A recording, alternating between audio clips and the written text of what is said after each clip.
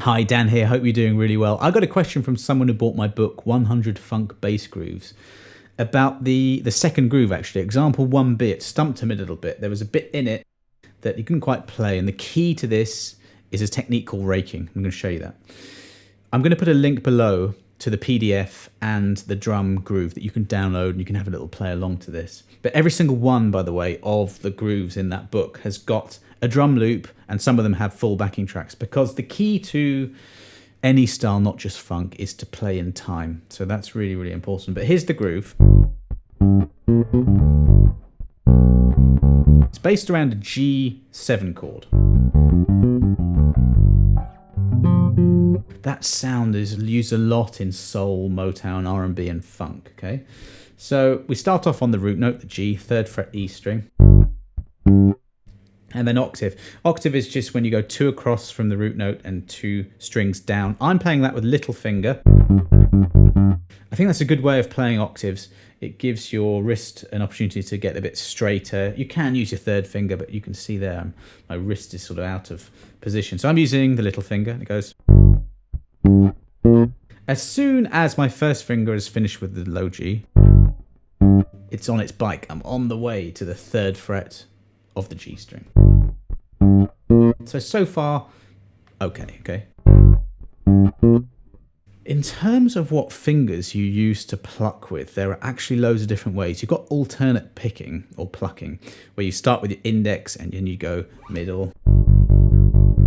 You know, if I was going, it would make sense to do that. James Jameson used exclusively his 1st finger. You can do that for this, but I'm going index and then jumping to index again and then doing middle. This is just what I'm doing right now. And the reason I'm doing that is because, so we got the 3rd fret G, octave up, 3rd fret on the G string. This is raking. There's a few ways of doing this actually, but I'm going to show you it raked and then the other way. So put your 1st finger on the 4th fret of the G, that's the note B. And then I'm going 3rd finger on the 5th fret of the D string, 2nd finger on the 5th fret of the A string. So those are my 3 notes. And I'm plucking it all with the index finger. Okay, that's what raking is. It's when you use one finger and you drag it across all the strings. Now the thing here is that you've got to have really good timing with your fretting hands, because if you don't, you'll get a chord, which you don't want. You want. So I don't know if you can see this, but as I'm leaving the note, I'm just sort of releasing pressure. If you release pressure, a note will stop.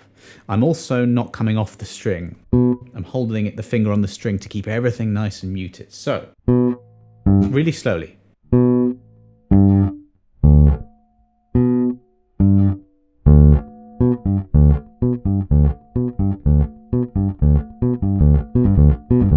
Another way you can do it, which involves a little bit of a combination of alternate plucking and raking, is to pluck the 1st note, the B on the 4th fret of the G string, with your middle finger, and then rake the next 2 with your index.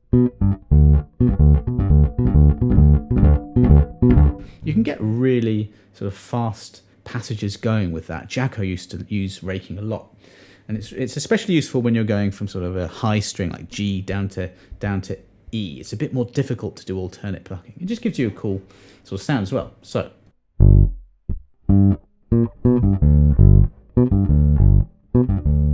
Then we've got that low G, 3rd fret of the E string. Oops.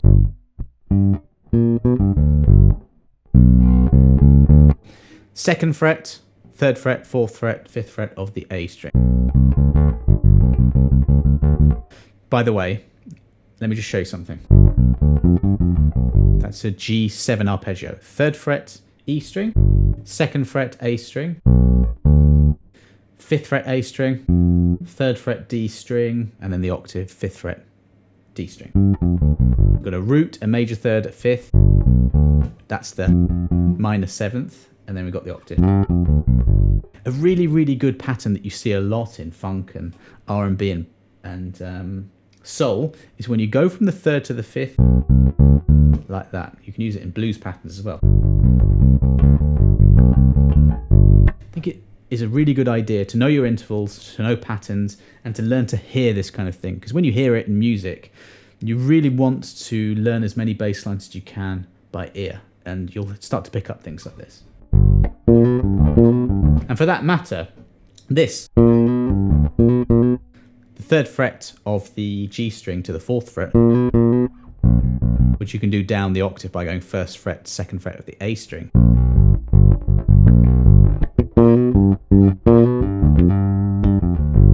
That happens a lot, a minor third to a major third.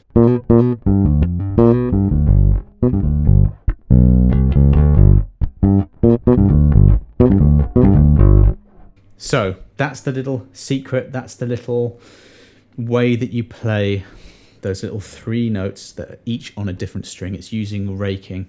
You can either use one finger, you could use your middle, or you can use the combination of both. I would definitely use the longer middle finger to start with, because then the shorter index is just ready to go on the next D string. So as I said, download the link below.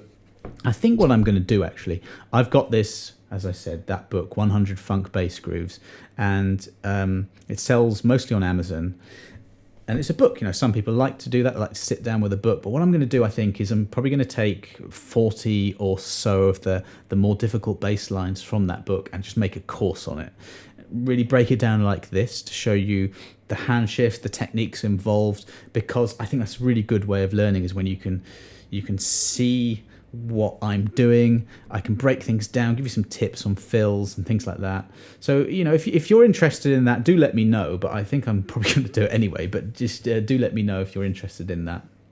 And that's what I'll do. So any questions on what you've seen today, or any scales or what have you, just put it in the comments below and I'll get back to you. And whilst you're here, do give the channel a subscribe, and that'll tell you when the next video is. So have a great day. See you next time.